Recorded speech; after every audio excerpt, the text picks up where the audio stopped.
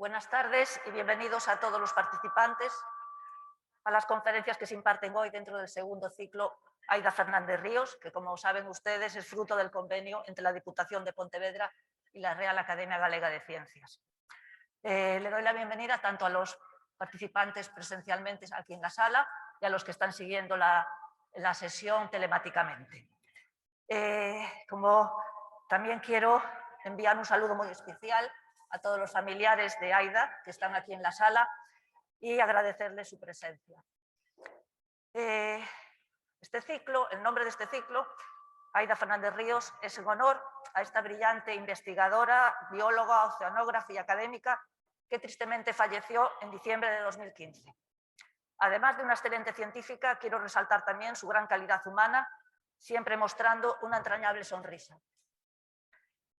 La temática de hoy es Mujeres y Ciencia, y para ello contamos con Xoana Pintos Barral, una experta en estudios de género que impartirá la charla Mujeres na Ciencia, Mujeres na Sombra, en la que se pretende visibilizar las aportaciones de las mujeres en las diferentes disciplinas científicas a lo largo de la historia. Precisamente esta temática tiene un especial significado este año en que una mujer, Irena Fernández de la Vega, médica y genetista, ha sido nombrada Científica Galega del Año por la Real Academia Galega de Ciencias. También en esta sesión queremos homenajear a la científica Aida Fernández Ríos y para ello contamos con los investigadores Carmen González Sotelo y Gabriel Rosón en la conferencia titulada Aida máis que ciencia, en donde realizarán una semblanza de Aida tanto desde el punto de vista personal como científico.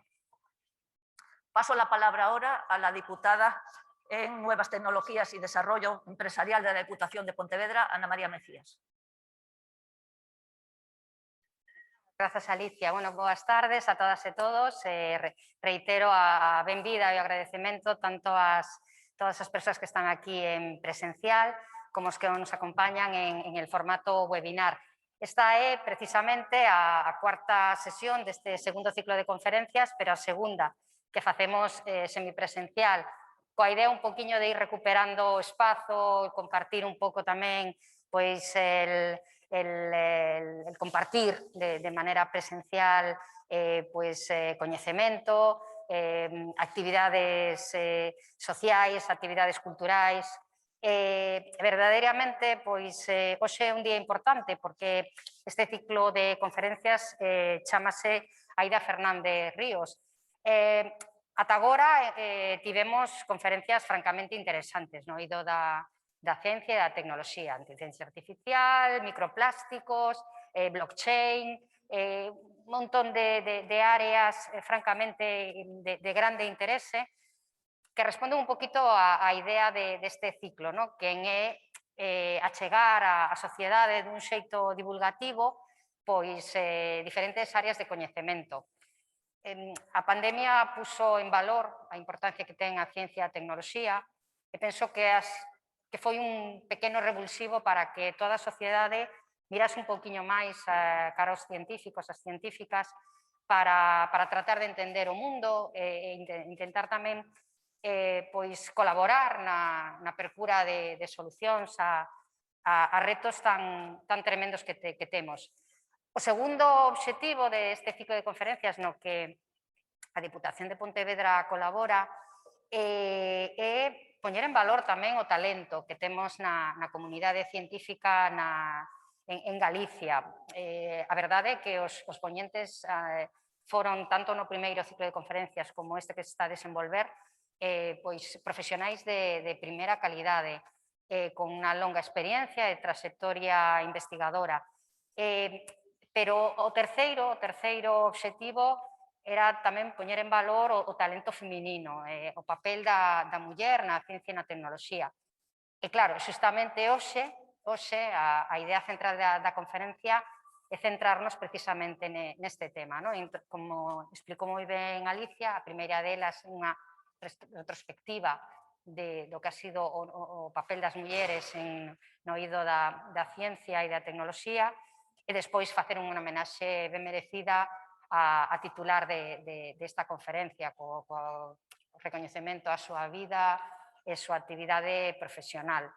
Bueno, pues espero de verdade que disfrutedes desta sesión, que compartamos coñecemento, que sirva un pouquiño esta sesión de hoxe para, digamos, reivindicar e facer un pouquiño de xusticia a esa labor moitas veces oculta e callada de mulleres ao longo do tempo que contribuíron ao progreso e a evolución en diferentes campos da ciencia e a tecnoloxía. Así que, sin máis, comenzamos para disfrutar precisamente de compartir estas fantásticas ponencias. Moitísimas gracias. Muchas gracias. Bueno, antes de comenzar con la presentación de la primera ponente, quiero recordar a todos los que están siguiendo la sesión telemáticamente que, como siempre, a lo largo de las presentaciones pueden ir escribiendo cualquier pregunta en el apartado que aparece en la parte inferior de las pantallas, que aparece preguntas y respuestas. Este debate, preguntas-debate, pues se dejará para el final de la sesión, después de todas las conferencias. Bueno, y sin más, paso a presentar a Xoana Pintos Barral. Es doctora en Biología por la Universidad de Santiago de Compostela, con especialidad en Biología Marina.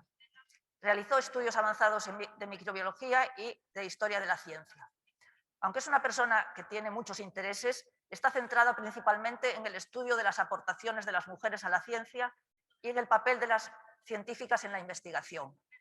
Xoana es autora de la tesis doctoral As mulleres nos estudos experimentais da Universidade de Santiago de 1910 a 1960 y fue la creadora de la exposición en la Biblioteca Concepción Arenal Mulleres no Laboratorio, primeras científicas da USC, organizada en 2018 en colaboración con la Oficina de Igualdade de Xénero de la Universidad de Santiago. Es autora de múltiples publicaciones con las que pretende dar a conocer el trabajo de las investigadoras y fomentar vocaciones entre las estudiantes más jóvenes. Por eso, con motivo de la conmemoración del Día Internacional de la Mujer y la Niña en la Ciencia, que es el 11 de febrero, siempre se oye hablar mucho del trabajo de Xoana Pintos. Quiero aprovechar para comentar que el próximo lunes 7 de junio se presenta en el Museo de Historia Natural de la Universidad de Santiago un nuevo libro de Xoana, titulada Tiven a chave, a bicicleta e os 4 libros, primeras científicas de Santiago. Cuando quieras. Moitas grazas pola presentación. Son das que traballo de pé, non o podo evitar, entón, con permiso. Bueno, unha pequena chuleta. Pois, nada, dicir eso, xa me presentou, que son Xoana, e estou primeiro a agradecer da Academia que me invitaran a falar dun tema polo que teño auténtica paixón, agradecerles que estén aquí presencialmente e os que están na rede, a través da rede, tamén a súa presencia. Bueno, cando vou aos centros a dar charlas, pois sempre o primeiro que fago é preguntarlles ao alumnado, pedirlles ao alumnado, ás nenas e aos nenos dos centros, que imaginen unha persoa que se dedique á ciencia, non? E normalmente o que me contestan é algo semellante a isto. Un home solitario de certa idade, que se dicen varón, con pelo entrecano, un pouco tolo, normalmente dedicado á física ou á astrofísica, aunque neste caso non é. Un pouco unha imaxe como Einstein, non? Ou agora mesmo, unha imaxe sería máis ben así, non? Un pouco Sheldon Cooper. Entón, dígolle, bueno, pois a ver, facede por favor, ou pensade, ou en facede unha lista de 10 mulleres científicas que coñezades e nada máis. Inmediatamente lles digo, e borrade da lista, por suposto, a Marie Curie, a María Slodowska. E que nos queda na lista? Pois, con sorte, unha muller, Irene Joliot, pero máis por ser filla de Marie que polas súas achegas. Ás veces, Rosalind Franklin, porque agora sai moito nos libros, reivindicando a súa situación, non? Nun centro, por exemplo, falaron unha vez de Inge Lehmann, unha matemática e sismóloga danesa, que é autora da discontinuidade que ten o seu nome, que separa núcleo interno e externo da Terra. Incluso nun centro, unha vez casi morro ali, pois falaronme de unha científica galega Ángela Ruiz Robles, que inventou o libro electrónico. Eso foi excepcional, non? Entón, eu sempre pregunto, bueno, entón non hai mulleres, non houbo mulleres na ciencia, non houbo científicas, non hai achadas. E si, xa lles digo, xa lles adianto que sí, que houbo moitas, que hai, non 100, centos delas. Entón, onde se agachan? Onde están? Por que non aparecen? Por que están ocultas? Bueno, durante toda a historia sempre se considerou que as mulleres non tiñan capacidades intelectuais. Houve moitas maneiras de dicir que as mulleres non estaban preparadas, non tiñan cerebro para a ciencia. Tiña un par de frases por aquí. En fin, unha de Aristóteles que di: a femia é femia en virtude de certa falta de cualidades. É un home inferior. A natureza só fai mulleres cando non pode facer homes. Non só os filósofos teñen frases así lapidarias, terribles, sexistas, en fin, sin comentarios. A ciencia mesma tamén apoiou todas estas teorías, facendo medidas craneais e dicindo que os cráneos das mulleres eran máis pequenos, polo tanto, o seu desenvolvemento intelectual era menor. As religións tamén apoiaron estas ideas, non? Todas as religións. Teño tamén unha pequena frase de Lutero, sempre me meto ca Iglesia Católica, así que esta vez toca ya protestante, unha frase: as nenas comezan a camiñar e a falar antes que os nenos, porque a maleza medra sempre máis rápido que as boas sementes. Eu creo que con cousas así, pois, non necesitamos máis. Bueno, nos anos 60, unha investigadora americana da Universidade de Columbia, Harry Zuckerman, fixo un estudo no que entrevistaba a moi reputados científicos de todo o mundo. Bueno, isto son unhas cuantas, nada, 30, pero xa digo que hai cenes e centos, non? Centos e centos. Bueno, pois Harry Zuckerman fixo un traballo de investigación facendo enquisas entre reputadísimos científicos, incluídos varios premios Nobel. Quería saber que lle chegaran os seus axudantes, ou aqueles rapaces que tiñan ali facendo con eles un doutoramento, novos investigadores. E todos os científicos recoñeceron que as súas achegas, as súas aportacións, telos ali traballando, fora de fundamental no seu traballo. O traballo desta investigadora concluía que se temos un científico ben situado, digamos, no escalafón, de zona, de certa idade, nun grupo grande, nunha universidade coñecida, nun país punteiro en investigación, tiña moi fácil acadar novos investimentos. Moi fácil conseguir financiación para investigar calquera cousa, non tiña que ser investigacións fantásticas. Calquera idea era moi fácil para ter cartos, non? Isto se lle chama, bueno, e en cambio se é un investigador novo, con pouca zona, de unha universidade pequena, dun país periférico, pois a cousa era moi difícil. Conseguir financiamento, conseguir diñeiro, conseguir investimentos para investigar era francamente difícil. Harry lle puxo o nome de efecto Mateo. O que é rico vai ser máis rico, non? Esta é efecto Mateo porque este é un versículo do Evangelio de San Mateo que podedes ver aí, non? Por eso lle puxo ese nome. O que máis ten, todavía vai ter máis. 30 anos máis tarde, outra investigadora, esta unha historiadora da ciencia, pois fixo unha notación e dixo que as mulleres foran sistemáticamente borradas da historia da ciencia. E lle chamou o efecto Matilda. O efecto Matilda, pois eso, é a desaparición das achegas das mulleres na ciencia. hai moitas maneiras de facer desaparecer, non? Pois non nomeándoa,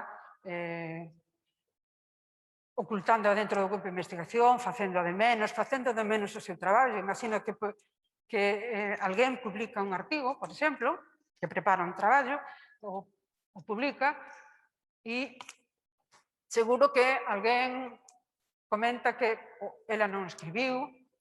Si, escribiu, pero non debeu facelo, escribiu, pero fíxate que sobre o que escribiu. Vale, se escribiu, pero só escribiu un, Escribiu, pero tivo axuda, eu digo, dun varón, claro. Escribiu non, pero é unha excepción, un caso raro. Bueno, hai outras maneiras de ocultar, aparecer detrás de que o teu nome xa non apareza, que as túas achegas aparezan co nome de outro. Bueno, imos ver diferentes casos ao longo da historia. Agora falamos de invisibilizar. Este é un termo que lle roubamos ás sociólogas. Invisibilizar é facer que un grupo social desapareza. Sempre son grupos dominados, son minorías, son xente que ten a pel non tan clara, son xente que ten discapacidades, grupos, non sei, indígenas, ou, por suposto, as mulleres. Imos ver como se invisibilizou o papel das mulleres ao longo da historia. 3 pequenos casos antes de entrar en Galicia. O primeiro é Marianne Pauls, que seguramente algúns non coñecerán, é a muller de Antoine Lavoisier. Esa señora que está aí co traxe branco. Marianne Pauls, bueno, cando morreu Antoine Lavoisier na Revolución Francesa, o decapitaron, pois en 1793 entraron os revolucionarios, fixeron un memorándum, unha lista de todo o material que existía no laboratorio de Antoine. Bueno, traballaba moita xente no Arsenal de París. A lista era máis de 10.000 obxectos, 10.000, había gasómetros, calorímetros, termómetros, aparatos para combustión, bueno, de todo, 10.000 aparatos super precisos, delicados, que foran fabricados por Menier e Seguin, dous artesáns fantásticos, e diseñados por Marianne Pauls. Marianne Pauls, ademais de diseñadora, era dibuixante. Os grabados, os debuxos que aparecen no Tratado Elemental de Química de Lavoisier, aí hai un, fixos todos ela. Ademais de debuxante, de diseñadora, era políglota. Ela facía traducións de artigos e de libros de outros sitios que mantiñan a todo o equipo do laboratorio actualizado e o tanto de todo que se cocinaba en Europa, bueno, en todo o mundo, se escribiu e se carteou, ademais, con científicos americanos, suizos, ingleses.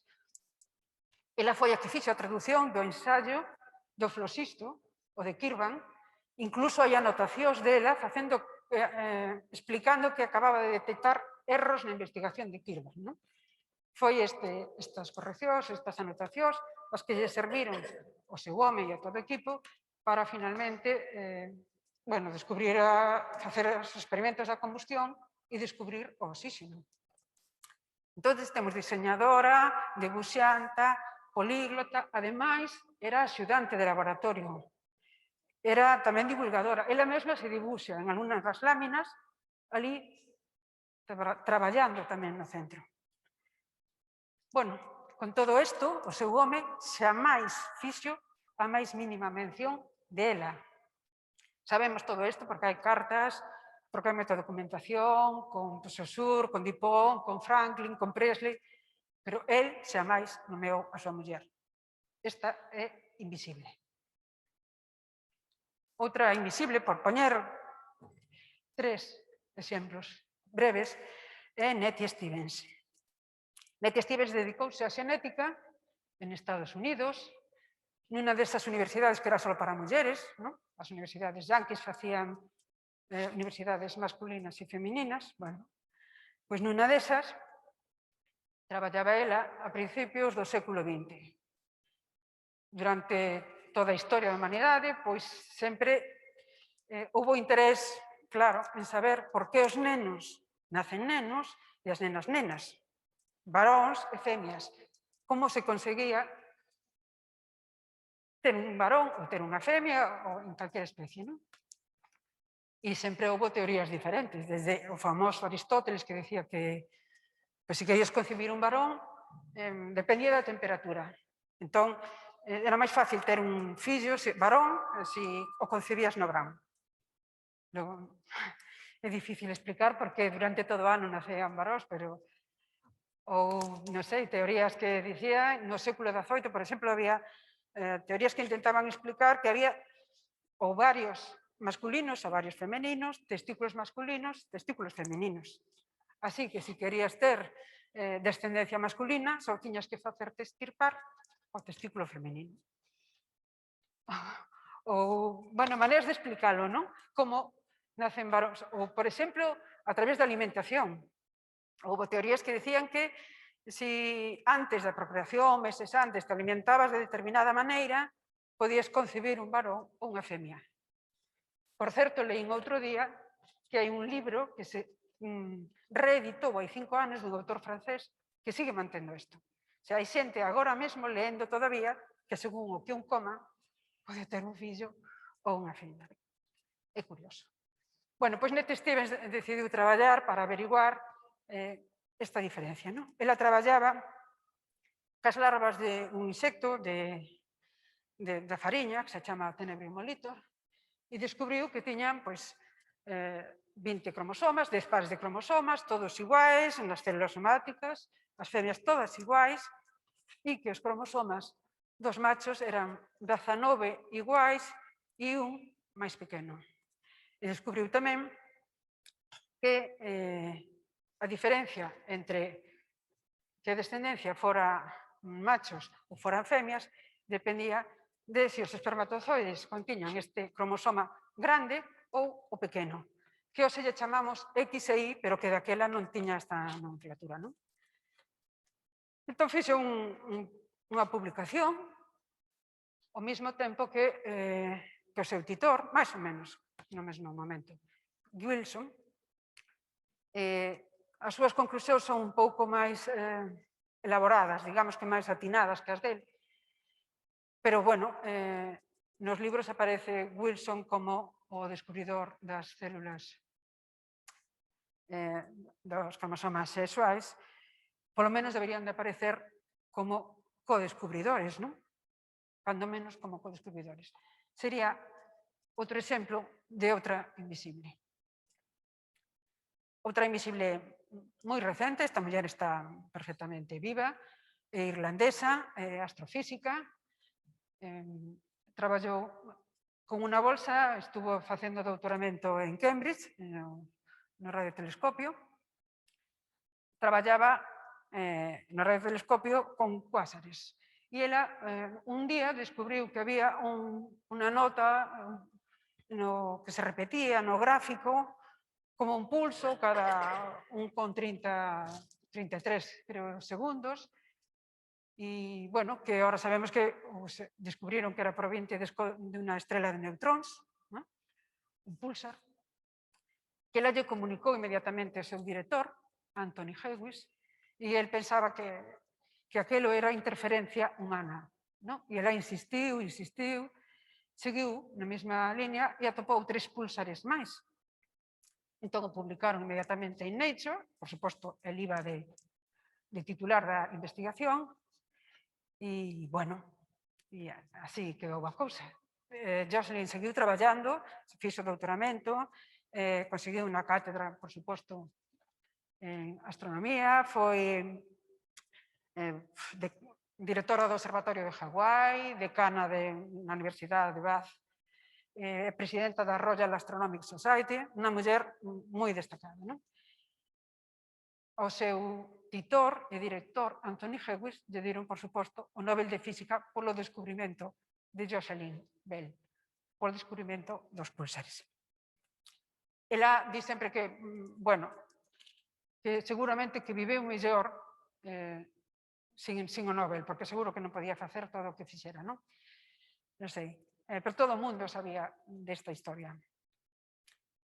Conta moitas anécdotas esta muller, e hai unha que me fai moita gracia, creo que moi significativa, di que unha vez, cando o seu fillo era pequeniño, pois se puso enfermo, e entón no cole decidiron buscar a nai para avisala de que estaba enfermo e se podía ir a buscar.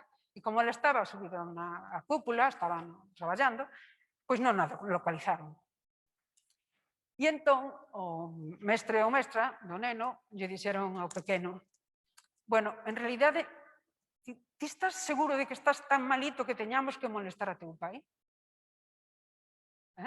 Non sabemos a que traballaba o pai, eu non o sei, pero o detalle, non, de pensar que o traballo dela non tiña importancia, bueno, e o robo do Nobel, pois tamén está entre as miñas invisibles. E finalmente, bueno, Mileva Maric, casi nin mentala, matemática, física, a muller que realmente fixo os cálculos matemáticos para Einstein, ninguén o dúbida, el mesmo o recoñece, que morreu pobre na indixencia e el, pois, con o seu premio Nobel, sin recoñecerlle o seu traballo, non? O Dorothy Cruford, a última, xa non para non enredar, unha científica británica de Oxford, fixo a tese en Cambridge, estudou química, e o seu traballo era sobre películas, emulsións con partículas radioactivas para detectar estruturas cristalográficas, un pouco como fixo Rosalind Franklin, non? E, bueno, esta muller, non vou entrar tampouco en máis, decir que con calquera das súas achegas nos daríamos, bueno, todos, universidades enteiras con un canto. Ele determinou a estrutura da vitamina B12, do colesterol, da penicilina, da insulina. A insulina, por exemplo, levoulle, porque tiña que facer moitos cálculos, moitas imaxes, bueno, 34 anos conseguir desentrañar a estrutura da insulina. Moi recoñecida, de todas maneiras. Tiña un laboratorio moi grande en Oxford, tuvo moitos alumnas e alumnos. A que sería despois ministra británica, Margaret Thatcher, foi unha das súas alumnas. Esa é unha anécdota aí de color. E, bueno, unha muller que lle concederon o premio Nobel, por certo. Entón, sí que é unha muller reconocida, e digas, entón, por que tes aquí?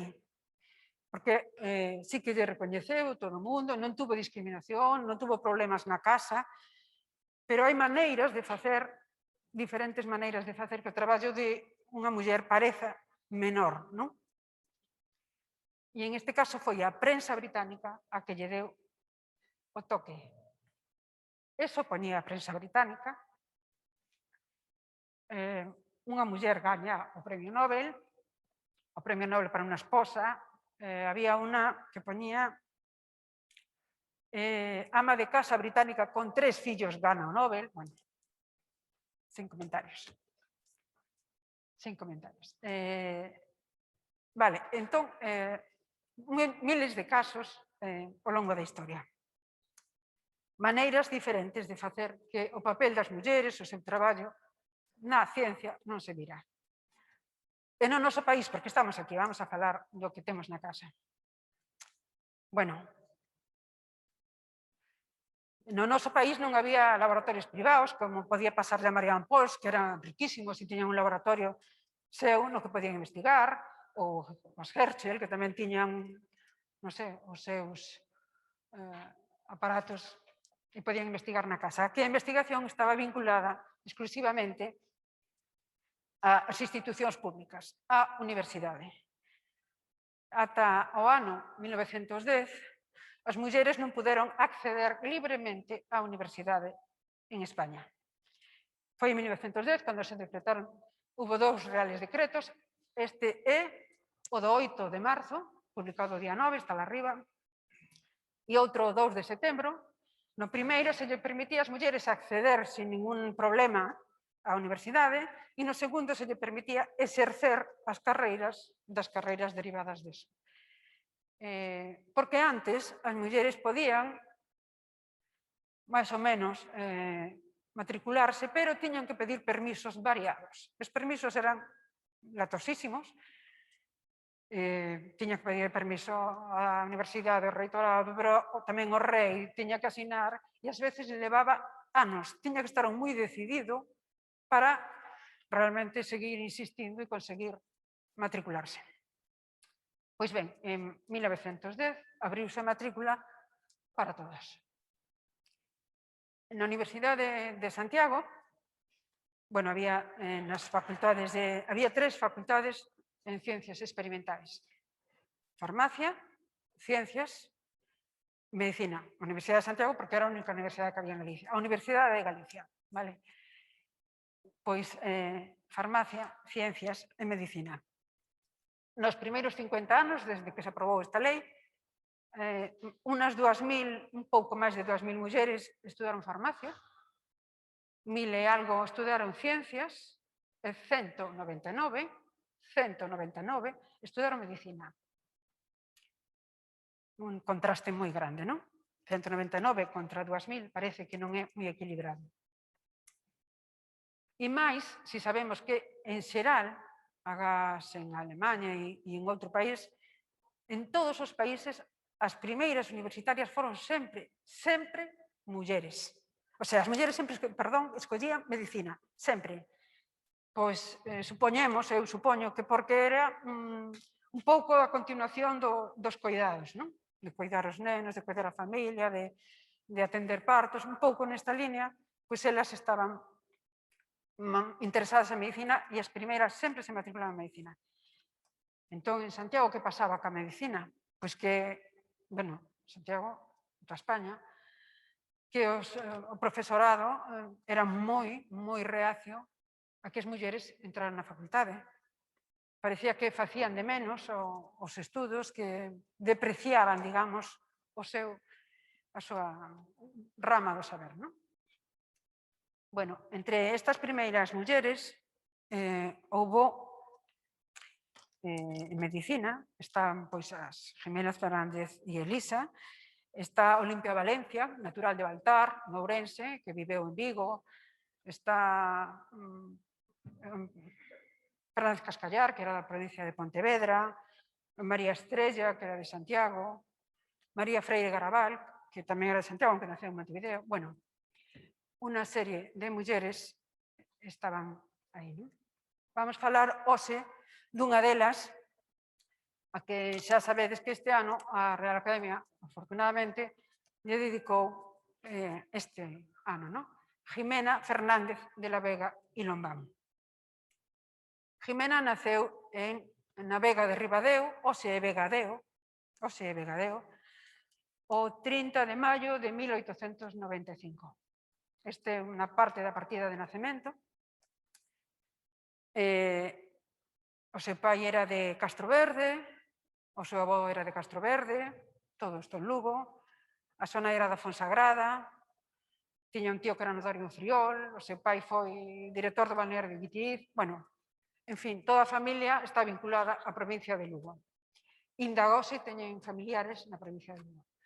Bueno, pois Jimena naceu cunha irmá xemelga, Jimena era 15 minutos maior que Elisa, e dende o momento do nacemento, como lle acontece a moitos xemelgos, pois teñan un vínculo super estreito as dúas irmás. Entón, todo o que vou contar ao principio, pois sempre lle pasaba, era para as dúas, non? Estudaron no Instituto de Lugo e acadaron pois un sobresaínte, naturalmente, ao fin do curso. E en 1913, pois se matriculan na Universidade de Santiago, en Medicina. Por si non o sabes, decirlle que as xemelgas Fernández de la Vega non foron as primeiras estudantes da Universidade Galega, non o foron, nin as primeiras licenciadas. A primeira foi Manuela Barreiro Pico, Manuela Antonia Barreiro Pico, unha muller de Ribadeo que estudou farmacia, se matriculou en 1896 e acabou a carreira en 1900.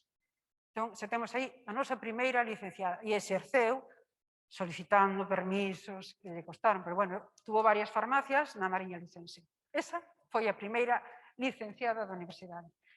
Bueno, as semelgas estudaron medicina con unas cualificacións espectaculares. Este é o expediente de Jimena. Vexan aí cantidade de sobresalientes e matrículas de honor, igual que sea histoloxía, que patoloxía, que ginecología, oftalmoloxía, impresionante. Este é unha ampliación de parte dese expediente para que vexan máis claramente, non? Pois histoloxía, sobresaliente e honor. Anatomía de segundo, sobresaliente e honor. Patoloxía general, sobresaliente e honor. En fin, acabaron pois con sobresaliente naturalmente a carreira e ao final pois había un premio extraordinario e como as dúas competían, pois levou no Jimena. Unha das dúas tiña que leválo. Jimena aí na segunda folla pon premio extraordinario, habiendo designado o tribunal número 2, en fin. Pois que a carreira feita en 1919, co premio extraordinario debaixo da man. Por certo, que como foi tan notable, se leu na prensa, foi tan sonado, pois lle diron unha cruz ao mérito de Alfonso XII, as dúas irmás, polos seus méritos académicos. Un premio tamén. Ben, marcharon a Madrid a facer o doutoramento, ao que había moitas universidades, estaba Barcelona, Valencia, Sevilla, Valladolid, Santiago, Granada. O doutoramento só se podía facer fora da universidade que foras na Universidade Central, en Madrid, que hoxe é a Complutense. Era o único sitio onde un se podía facer o seu doutoramento. E para lá marcharon, naturalmente. Vou a deixar a Jimena por aí, e a Elisa, digo, e Jimena estudiou, fixo doutoramento con Gustavo Pitaluga sobre hematoloxía. Teño o título, porque este sí que non o sei, de Estudo da vagotonía infantil por medio de examen hematolóxico. Defendeuna en 1921.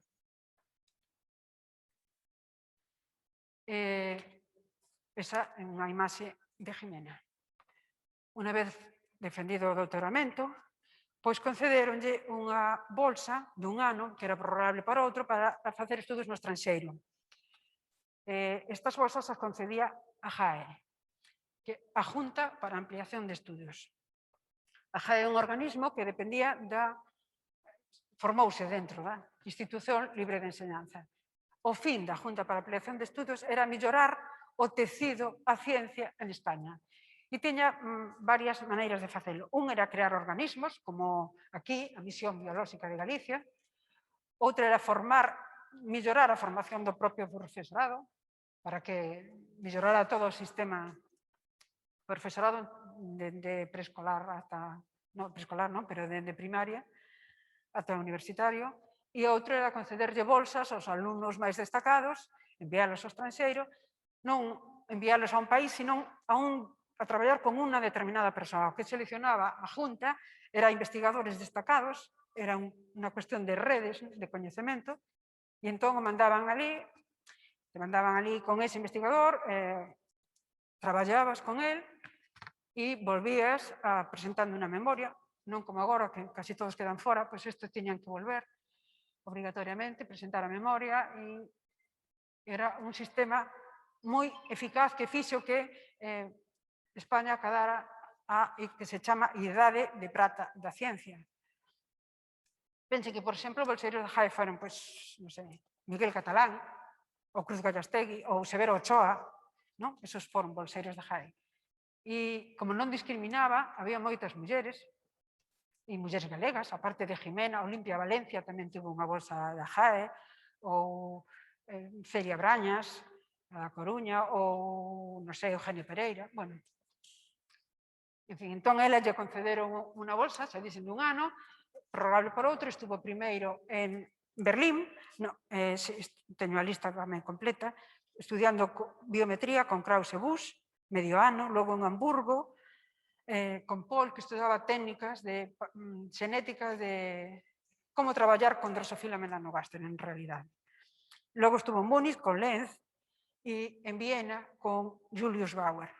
Volveu, presentou as dúas memorias do seu traballo de de investigación e ao mesmo tempo tamén fixo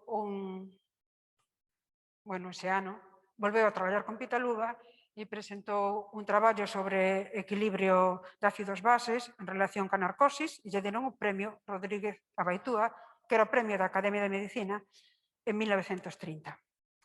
Seguiu traballando na Facultade de Medicina e en 1933 ese instituto, por certo, de hematoloxía, onde traballaba con Pitaluga.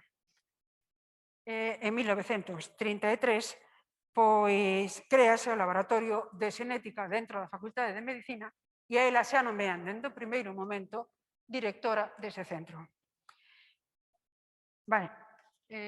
O ano seguinte, de crearse ese centro e de estar traballando, ela fai, pois, lle dan outra bolsa e volve a marchar ao estranxeiro, volve a traballar sobre xenética de xemelgos con Nicolas Pende en Xenebra e, bueno, volve e publica Herdanza e Constitución na traducción do xenetista reputado Julius Bauer.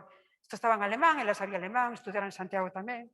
O alemán era a lingua vehicular da ciencia, todo se facía en alemán, e ela fixo esta traducción que foi vital para a medicina, non había nada, entón era a maneira de poñer os médicos a xenética, introducir a xenética na medicina. O ano seguinte, Jimena presenta este libro, A herencia fisiopatolóxica na especie humana, e o prólogo é de Gregorio Marañón. E Gregorio di dela, pois é galega, e quere dicirse que é aguda, inteligente, en fin. E finalmente esperamos dela unha colaboración importante neste traballo que todos levamos preparando. Mentres tanto, a súa irmá, que se dedicaba á embrioloxía, pois casa con Guinsindo Sánchez Guisande, catedrático de pediatría, que era discípulo de Cadarso, e, bueno, tuvo xemelgos, unha vez máis, a herdanza, e tuve outros fillos, Luciano, Venceslao e Elisa. E, bueno, presentouse á cátedra de universidade, pero no ano 38 faleceu dunha neumonía en Zaragoza. O seu marido, Sánchez Guisande, era membro de Izquierda Republicana e no ano 36, en outubro, fuxiu a Bos Aires e estivo ali máis de 12 anos sin volver. Cando o golpe de Estado do 36 e a posterior Guerra Civil, Jimena estivo 3 meses en Ávila, logo decidiu volver a Galicia, pasou por Vilagarcía, tiña familia, e finalmente veu a Santiago e, bueno, ali fixose cargo de súa nai, que era maior, e dos 3 fillos da súa irmá. É habitual tamén que moitas científicas tuveran, aparte de desenvolver o seu traballo, tremendas cargas familiares como esta, non? Durante a Guerra Civil, Jimena traballou como médico no Hospital Militar de San Caetano, o edificio administrativo da Xunta de Galicia. Este edificio tuvo moitas funcións. Esa foi unha.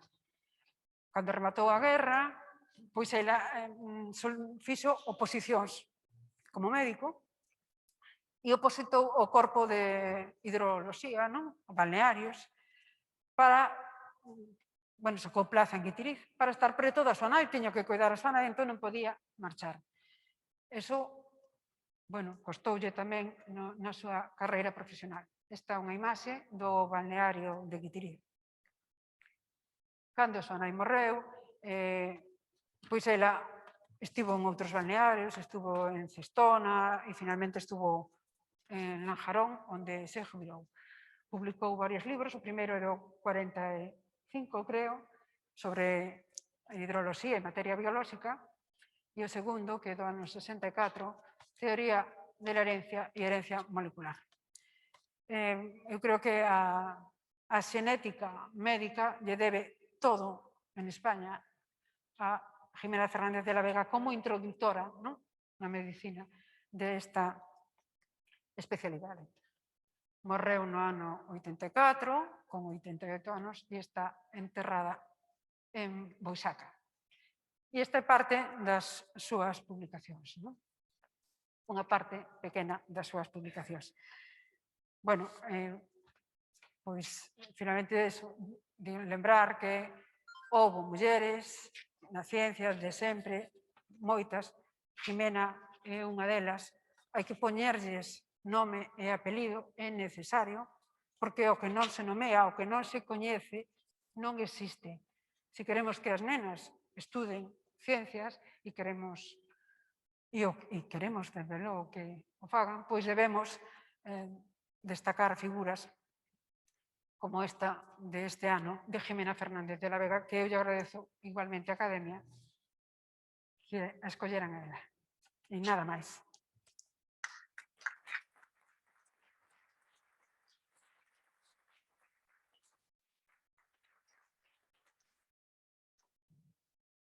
Muchas gracias, Joana.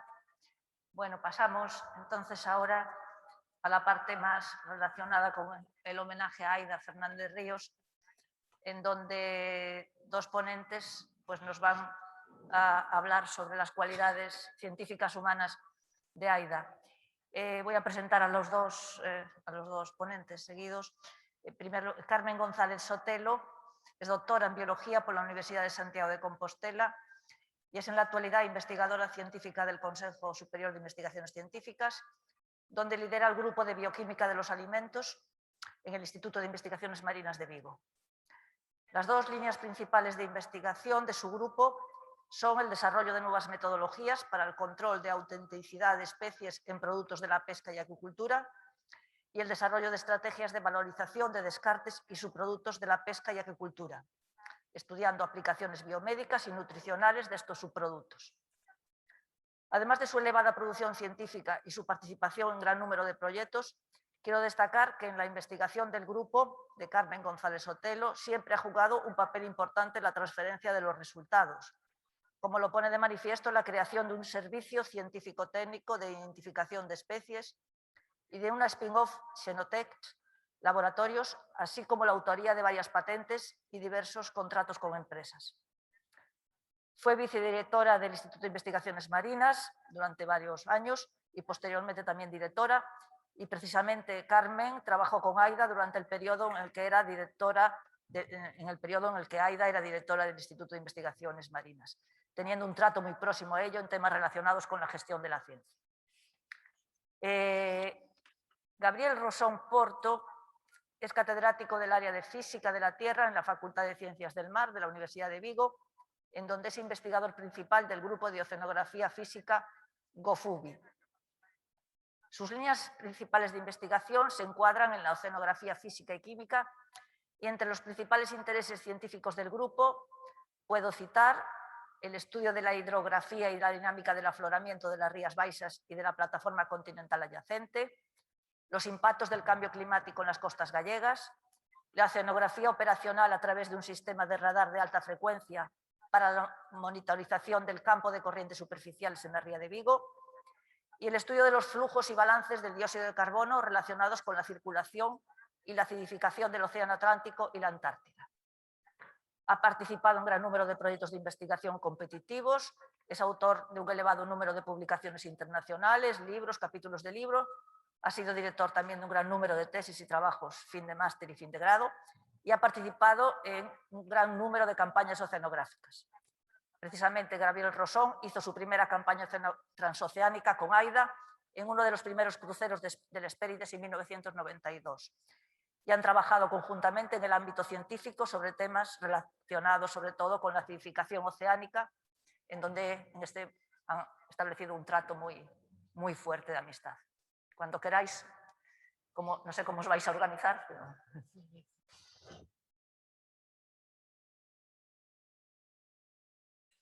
Buenas tardes, muchas gracias.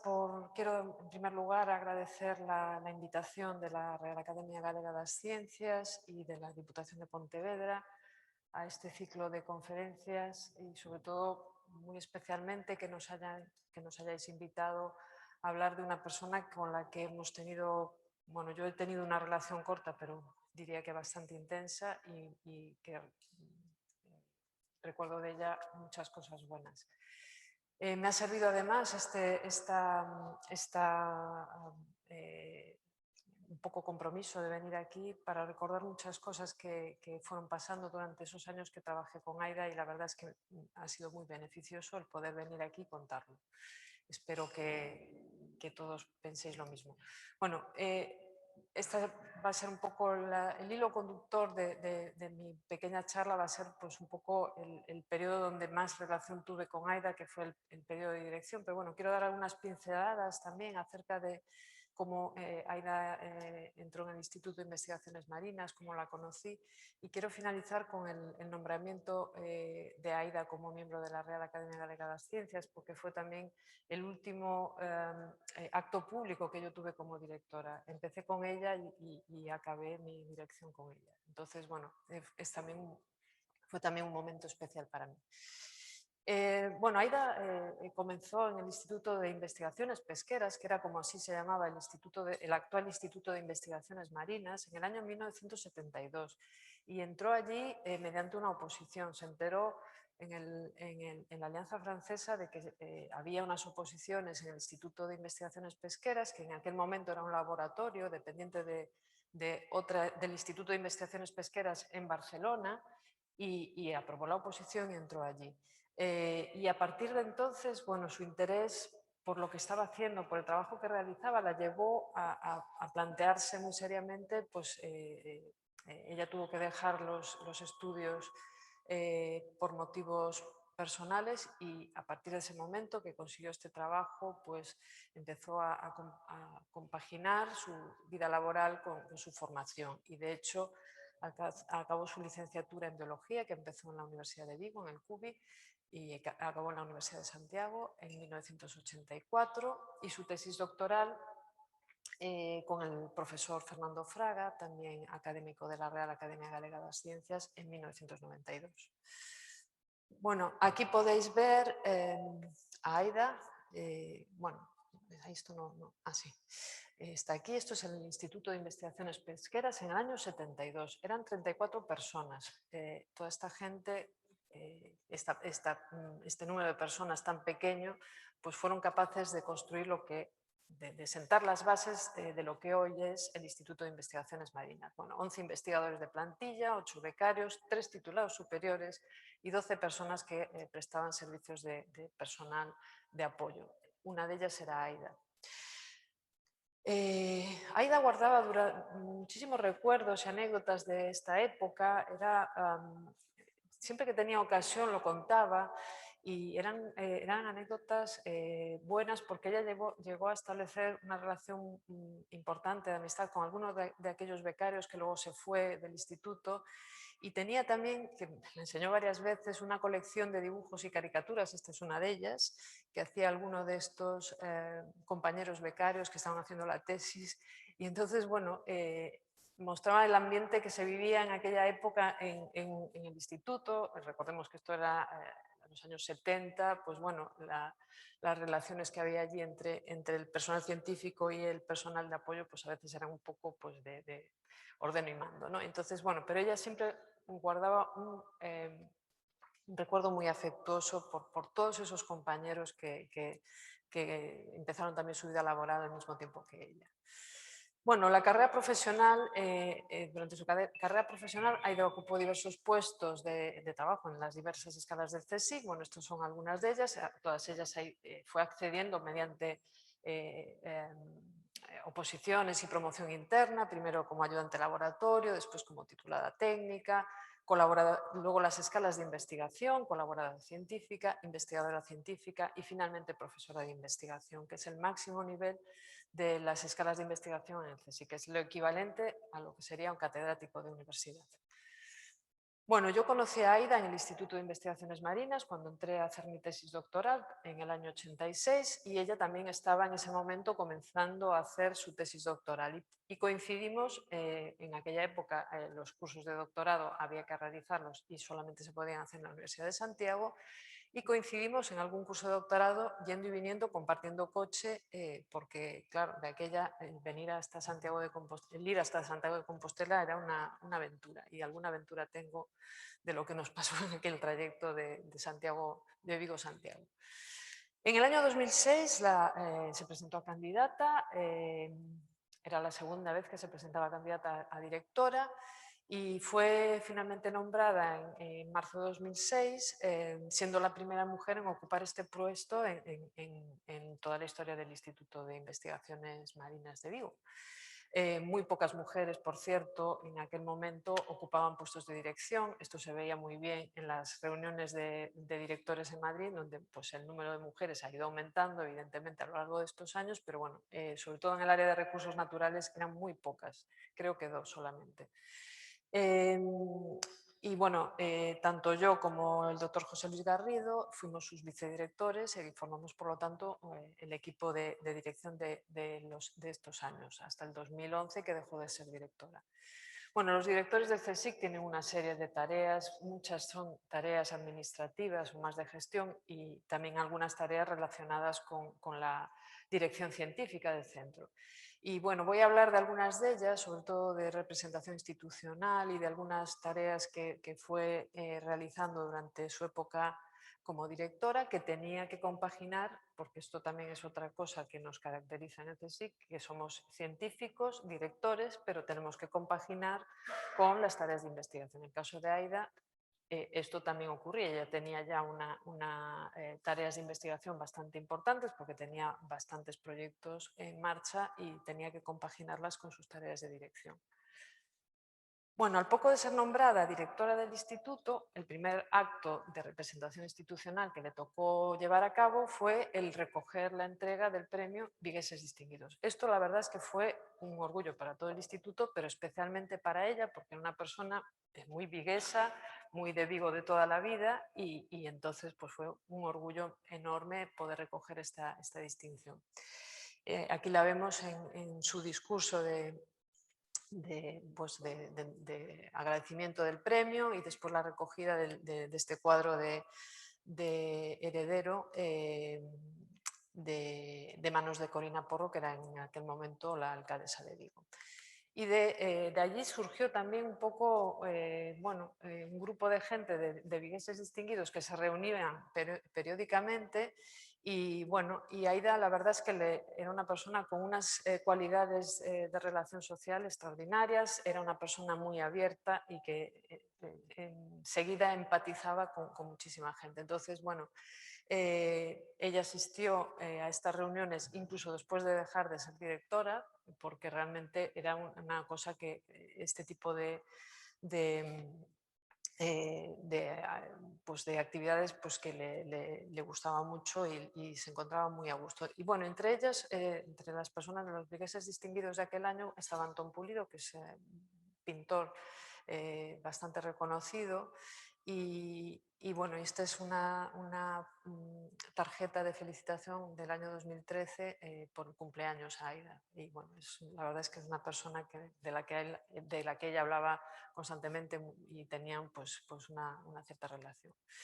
Bueno, entre las tareas de dirección, voy a ir muy rápido sobre esto, pues están el diseño de planes estratégicos, y en el periodo que fui vicedirectora con Aida, pues nos tocó hacer el plan estratégico del 2010 al 2013, y ahí pues tuvimos muchísima relación porque teníamos que organizar muchas reuniones con grupos de investigación y redactar todo el texto que tiene que acompañar a las líneas científicas que va a realizar ese instituto durante un periodo de 5 años y determinar qué necesidades tanto de infraestructuras como de recursos humanos son necesarias para llevar a cabo ese proyecto de 5 años. Y aquí veis pues un poco, se volvió a recuperar el nombre de las JAE que mencionaba antes Joana, pues para dotar pues de personal a esas líneas de investigación que se tenían que realizar.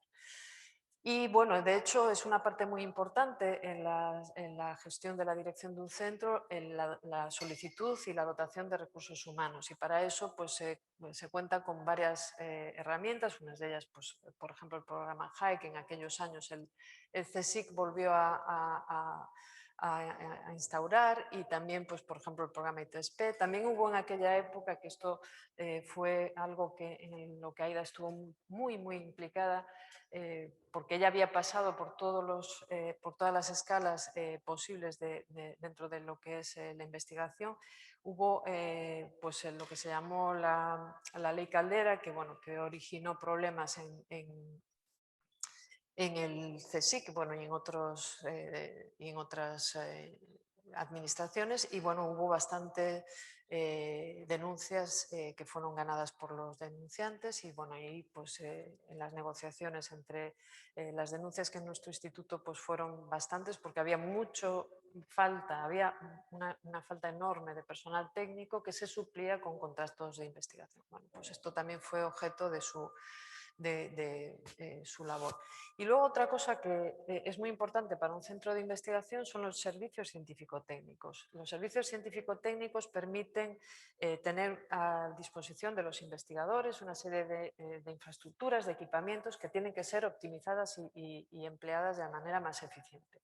Bueno, pues en la época en que Aida fue directora, se creó el Servicio de Instrumentación Científico-Técnica, el SICIM, que aún todavía está vigente en la actualidad y es un servicio fundamental para nuestro instituto, y se hizo bueno, pues con el personal que en aquel momento estaba, que era un ayudante de investigación, Francisco Martínez Villanueva, pero también con la incorporación de una doctora, la doctora Carmen Piñeiro, y la doctora Ana García Blanco.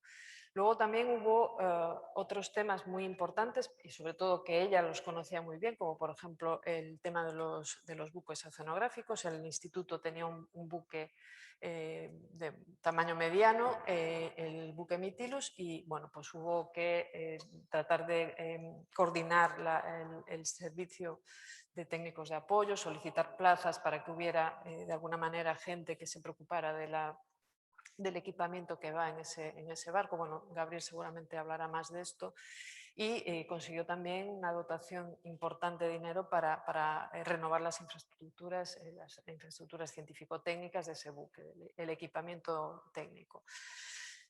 También estuvimos inmersos durante aquella época, la verdad es que fueron muchas cosas, en lo que se ha denominado Ciudad del Mar, en Vigo, que está todavía no se ha plasmado en realidad, pero bueno, estamos cada vez más cerca de tener ese proyecto funcionando en un futuro próximo. La Junta acaba de aprobar los planes sectoriales, y en aquella época, bueno, se barajaban dos institutos, uno, el Centro Atlántico de Investigaciones Marinas, que estaba dedicado fundamentalmente al área de recursos naturales, a la biología marina, a las pesquerías, a la oceanografía, y otro instituto más relacionado con la ciencia y tecnología de productos del mar.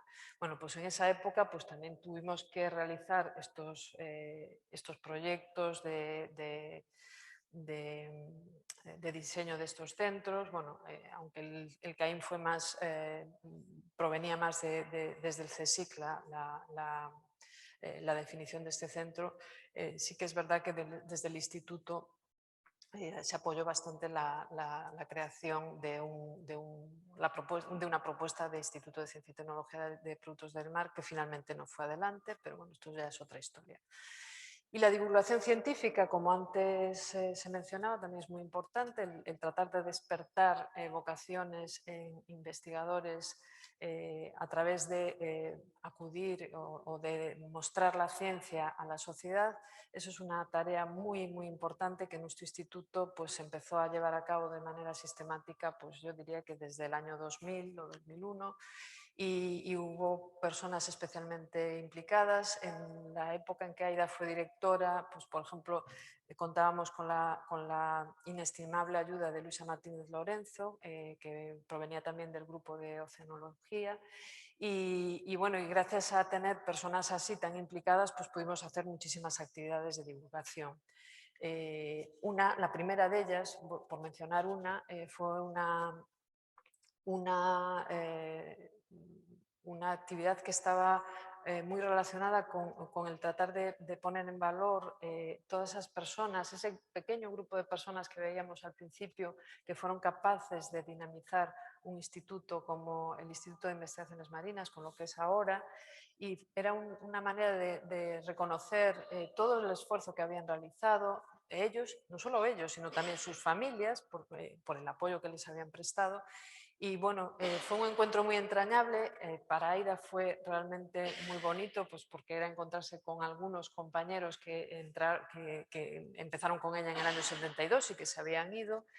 Y bueno, y yo creo que en general para todos ellos, aquí se ven algunas imágenes, aquí está Aida hablando precisamente con Antón Pulido en ese encuentro, y esto es una visión de todos los asistentes, familias de los pioneros que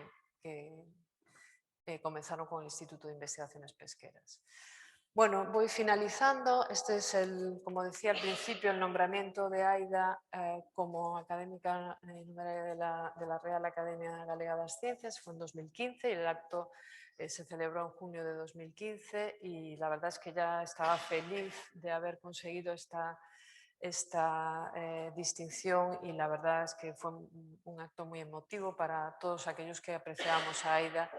Y para mí en especial porque, como ya comenté antes, fue el último acto de representación institucional en el que estuve, y estuve con ella encantada.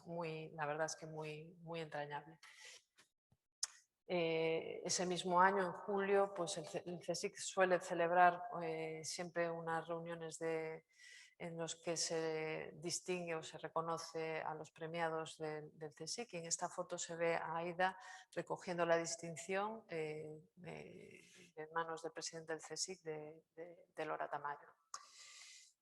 Bueno, quiero concluir esta charla pues diciendo algunas cosas que no voy a decir todas porque es imposible en el periodo de tiempo tan corto, de lo que ella representó para mí. Ella era una persona que yo diría que esencialmente tenía una alegría interna enorme, y eso se notaba en cuanto la conocías y la tratabas. Y sobre todo una virtud que a mí me parece esencial para una persona, que es el optimismo. Siempre veía el vaso medio lleno, y eso a veces en el mundo laboral es muy importante, la verdad. Y otra cualidad que yo creo que es también muy relevante era la pasión que sentía por la gente, era una persona cuyo trato era formidable y que se llevaba bien con casi todo el mundo. Vamos, la verdad es que era difícil encontrar a alguien que no hablara con ella, que no... Una persona en ese sentido extraordinaria. Y después, por otro lado, también tengo que decir que era una persona muy valiente, porque realmente se planteó retos en su vida difíciles, diría yo, y ella fue valiente de enfrentarse a ellos y de plantearse objetivos que luego realmente llegó a cumplir. También era una persona apasionada por su trabajo, y eso se notaba en multitud de ocasiones en las que veías que tenía un interés enorme en todas las cosas que hacía, especialmente en las cosas científicas, pero también en las tareas de gestión. Ella se había comprometido a hacer una serie de cosas, y a veces veías que no tenía tiempo material y estaba allí dándolo todo por sacar adelante las cosas. Era una persona en ese sentido con muchísimo tesón. Y aventurera, le encantaba viajar. La verdad es que siempre... yo recuerdo los años que estuvo de directora, que creo que fue a una campaña oceanográfica siempre, unas campañas oceanográficas que eran en el Quinto Pino. A mí, que no me gustan nada los barcos, me parecía extraordinario que le encantara a ella meterse en un barco y que fuera al Terranova, que fuera, bueno, lo va a contar Gaby luego, que fuera a la Antártida, bueno, en fin. Y lo más llamativo es que que ella no le tenía ningún reparo a meterse pues, a sitios... bueno, recuerdo cuando estuvo en Rusia, que cuando me contó las aventuras de Rusia, yo dije, bueno, ¿cómo fue capaz bueno, en fin, una persona que le gustaba experimentar cosas nuevas y no tenía ningún tipo de temor a enfrentarse a ellas. Y bueno, quiero finalizar dando las gracias a todos los que estáis aquí, pero sobre todo a Aida, porque la verdad es que el haber podido conocerla y haber podido trabajar con ella ha sido pues una cosa muy positiva que me ha ocurrido, y estoy muy agradecida. Gracias.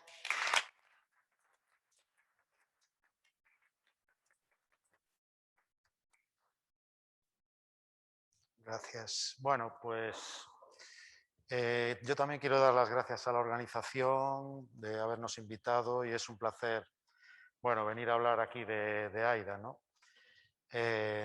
Voy a hablar sobre todo de dos aspectos que son, digamos, un poco la parte más científica, a qué se dedicaba AIDA en la ciencia, qué papel jugó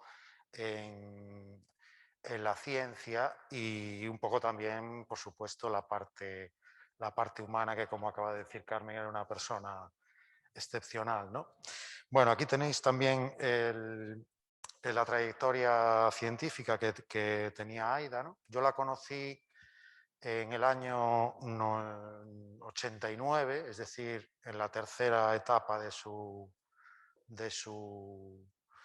esa carrera, cuando ella era titulado técnico. Titulado técnico todavía no es un licenciado. Yo era licenciado y ella no.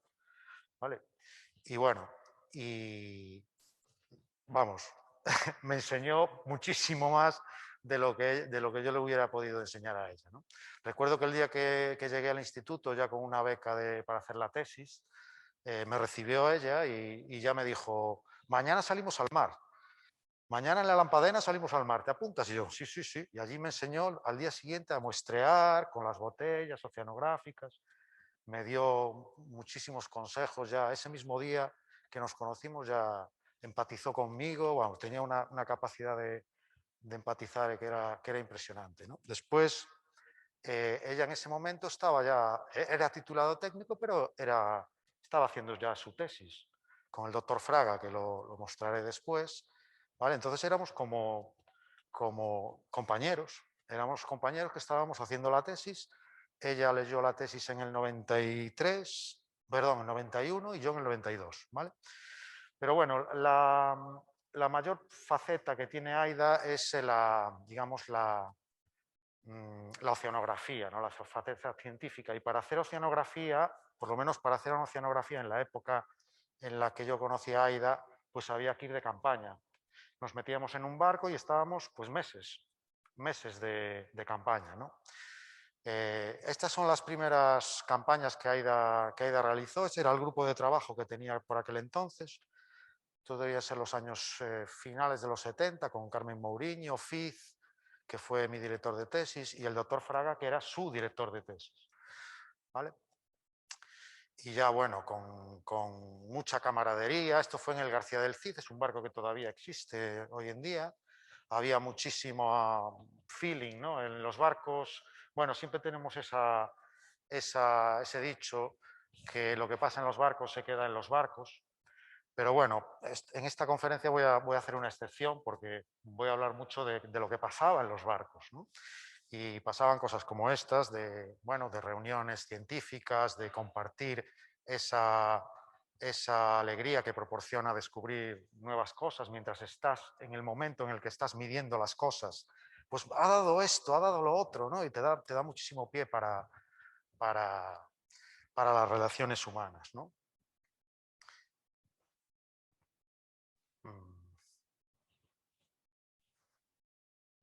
No pasa.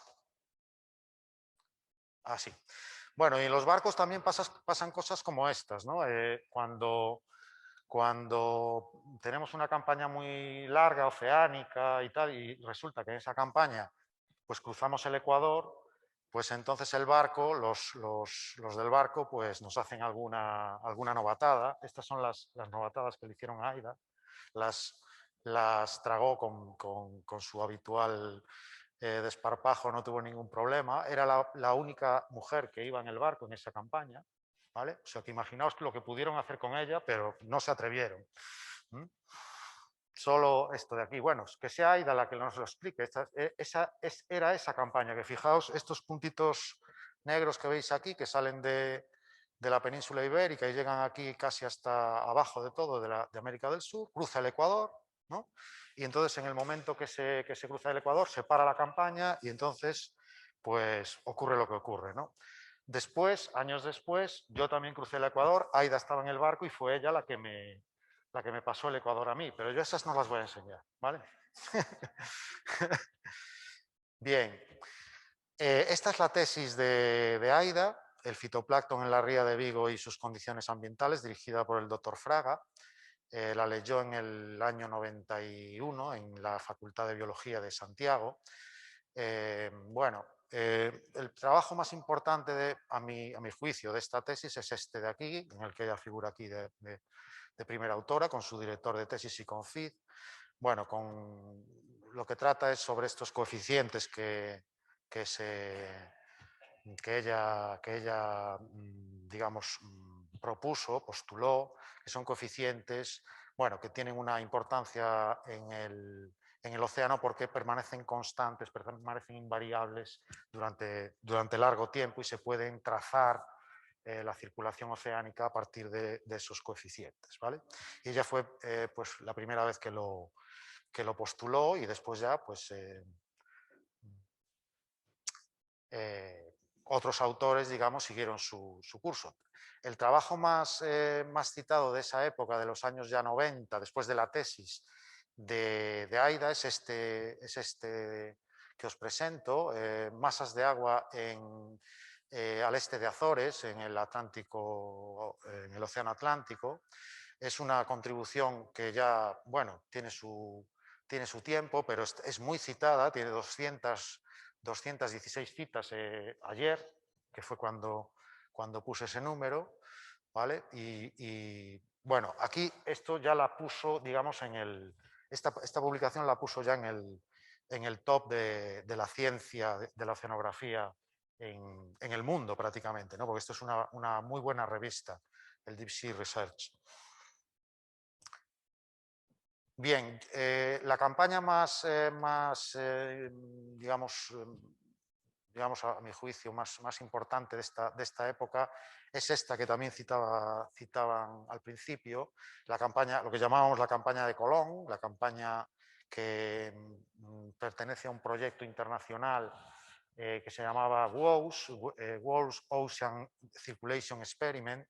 Era un experimento mundial para captar la circulación oceánica de todos los océanos del mundo, y a España le correspondió una sección de todas esas secciones, 100 y pico secciones que se muestrearon todos los países. España organizó una de esas campañas, solo una, por aquel momento, y el rumbo de esa campaña era desde Cádiz hasta Florida, que fue lo mismo que hizo Colón en su momento, por eso le llamábamos la campaña de Colón, ¿vale? Además, se cumplían 1492, 1992, bueno, había ya una idea así de realizar esa campaña, y veis a Aida en una de las fiestas. Bueno, esto fue en el buque de investigación oceanográfica Hespérides.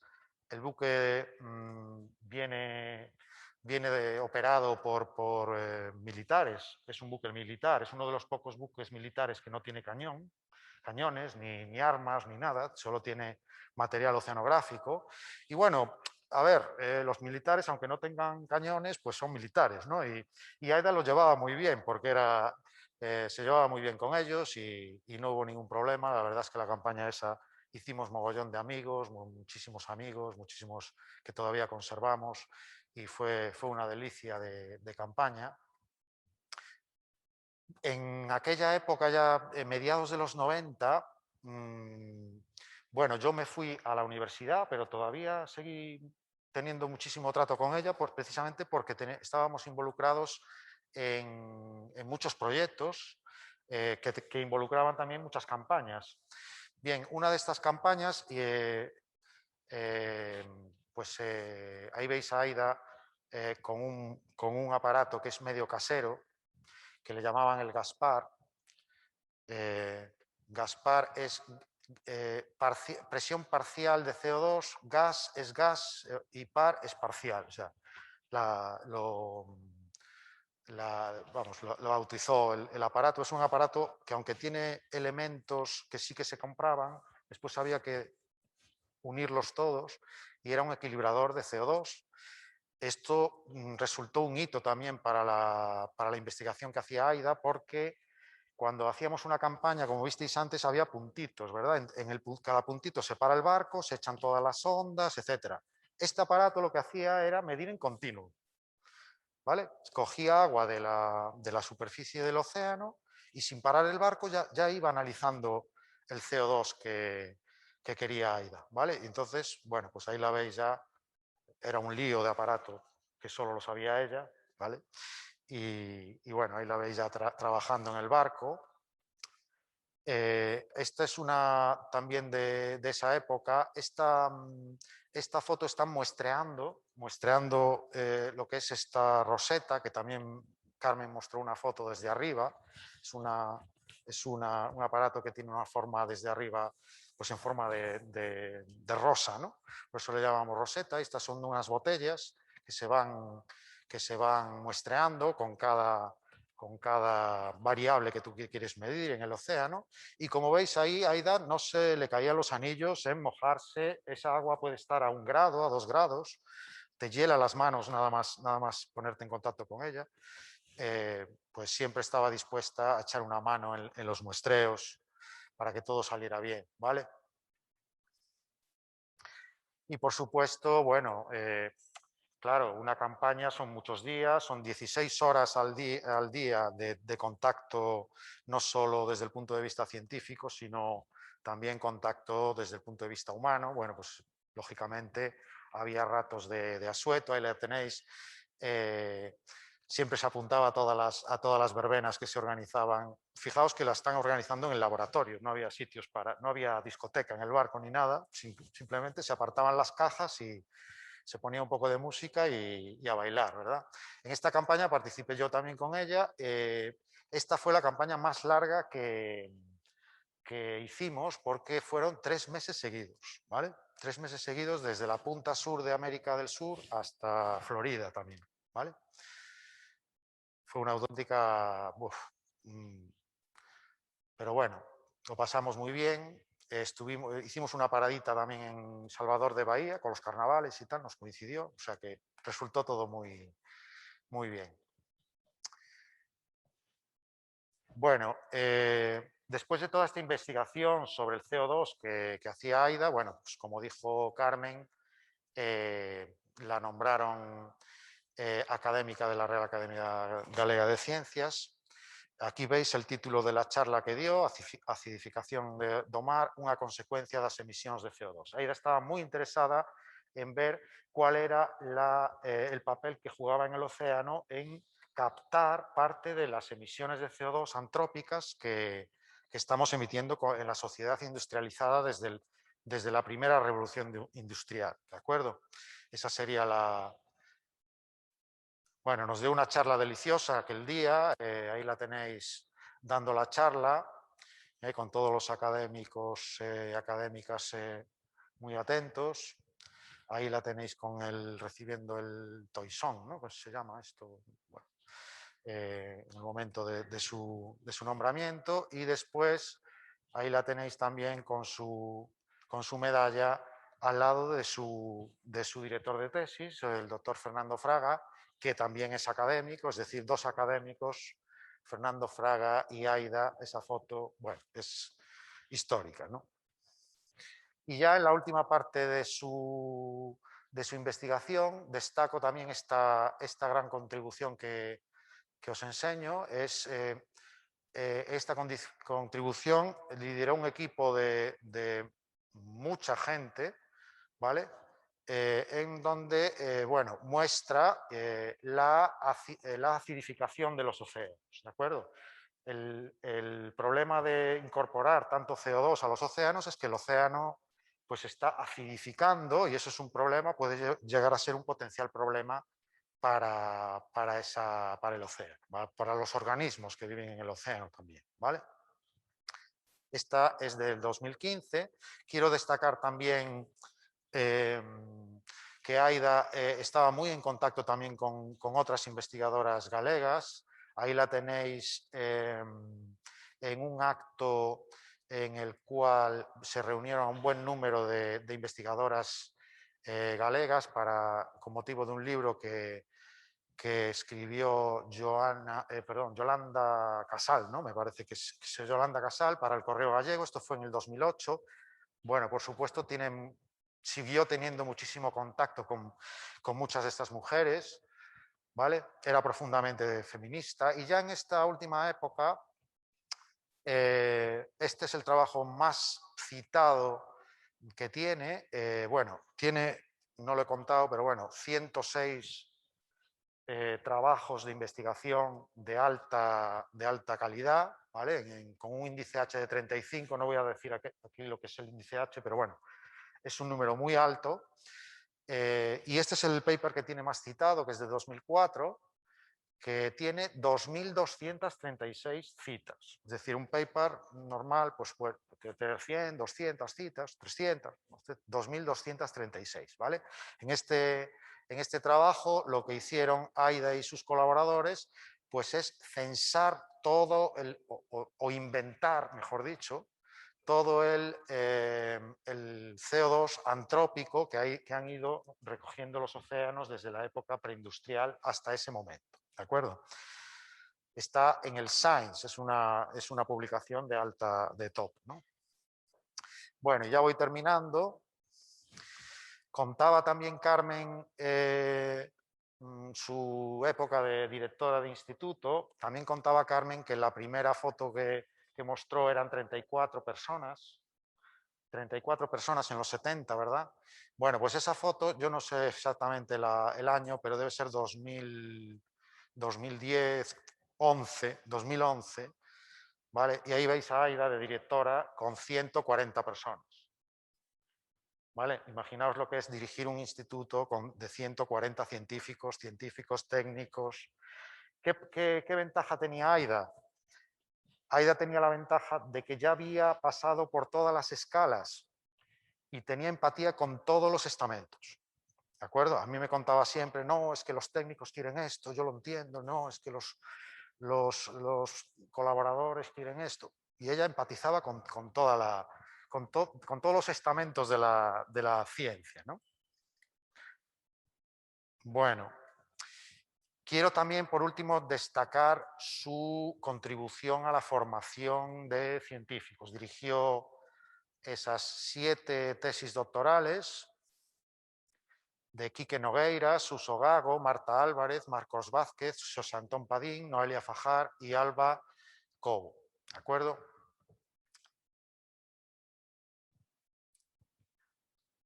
Bueno, y ya vamos terminando. Esta foto es del año 2012, se la saqué yo mismo, después de la campaña Catarina, que fue la última campaña en la que ella fue jefa de campaña.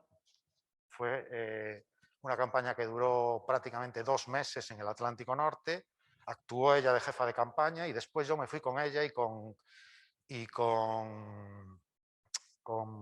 esta, ¿cómo se llama? Bueno, no me sale el nombre ahora. Nos fuimos a dar un garbeo por Canadá. Estuvimos una semana por ahí por Canadá, después de haber estado en el barco, y ella me contaba todos los problemas que había tenido con la campaña, bueno, toda la historia, ¿no? Y lo pasamos muy bien por ahí. Ahí la veis disfrutando de sus éxitos. Y ahí también, como última ya, la veis rodeada de gente joven. Le encantaba a la gente joven, darle consejos a la gente joven, también con las costas de Groenlandia atrás, diciéndonos adiós y hasta siempre, Aida. ¿De acuerdo? Pues nada más.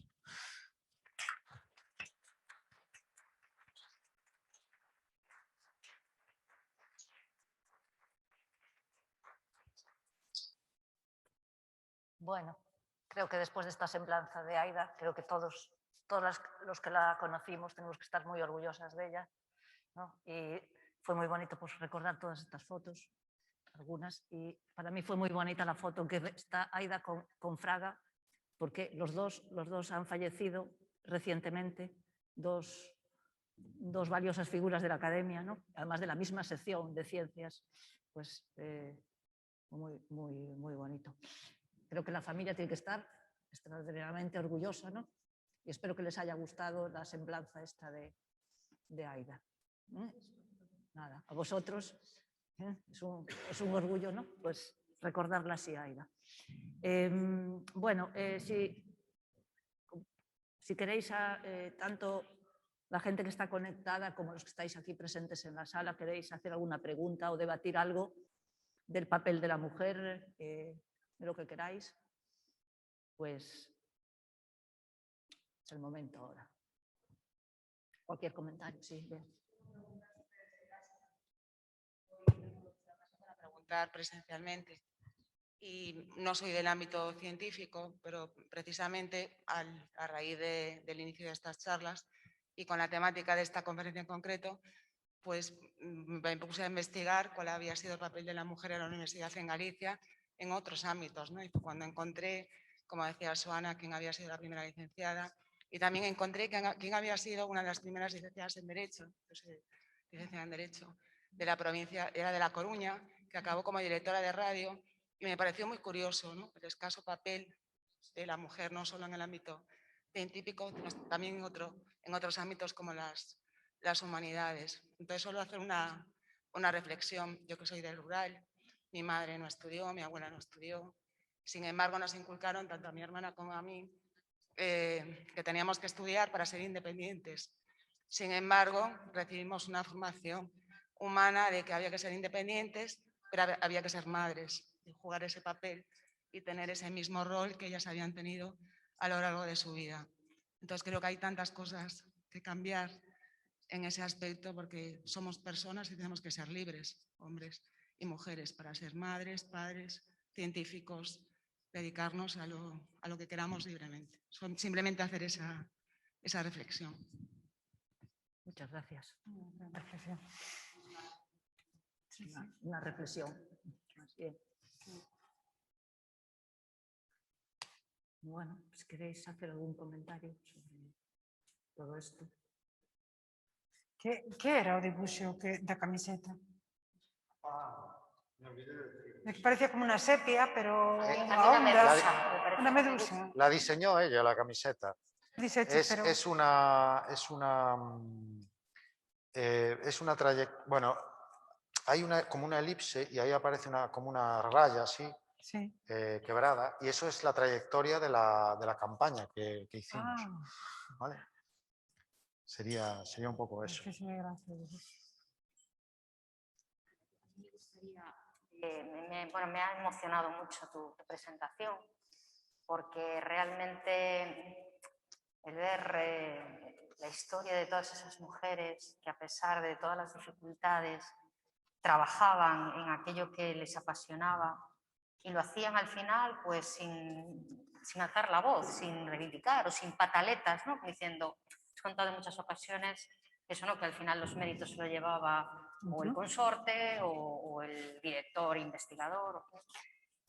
Entonces, hay algo que me sorprende, ¿no? El realmente que al final estas mujeres, por lo menos, tengamos unas pequeñas indicios y, digamos, testimonios gráficos. Es fantástico ver tantas fotografías, porque claro, estamos en una época moderna, pero en esa época más antigua, pues lo que tú nos has mostrado, quedaban algunas muestras, me han encantado esos dibujos de diseño, y gracias a pues, un poco ese tesoro de recopilar todas estos elementos de estas mujeres, realmente pues podemos acercarnos a ellas, y yo no sé si es muy probable que haya habido muchas más de las que no haya quedado huella y que sean realmente imposibles de reconocer, y realmente eso me ha conmovido el hecho de eso, de que a través de unos pequeñitos detalles puedan por lo menos tener su lugar en la historia, y que personas como tú pues, y más pues, reivindiquéis un poco su existencia. Me ha parecido extraordinario, de verdad. Te agradezco mucho todo este trabajo de recopilación y bueno, pues eso, agarrarte a los pequeñas muestras o indicios que pueda haber de su rastrealas a trabajo. veces é difícil. Sí.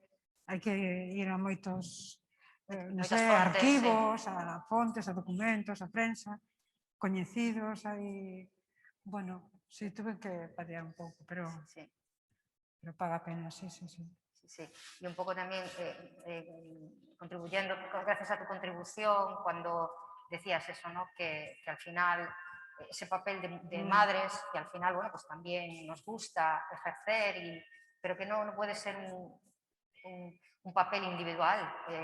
Lo decías también tú en esa anécdota de no encontraban a la madre, y bueno, pues a ver si el niño no está, que no molestamos al padre, ¿no?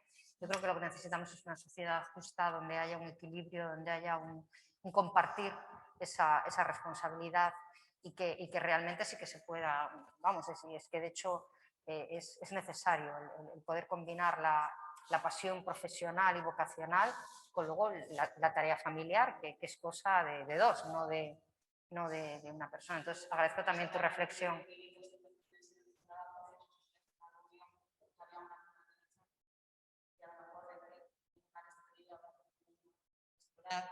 O un tema familiar y continuar la reunión. O sea, Sí. eso pasa, es el día a día que vivimos las mujeres y hombres, ¿no? Yo creo en la libertad, creo en la persona, o sea, no me considero ni más ni menos que un hombre, ni menos que una mujer.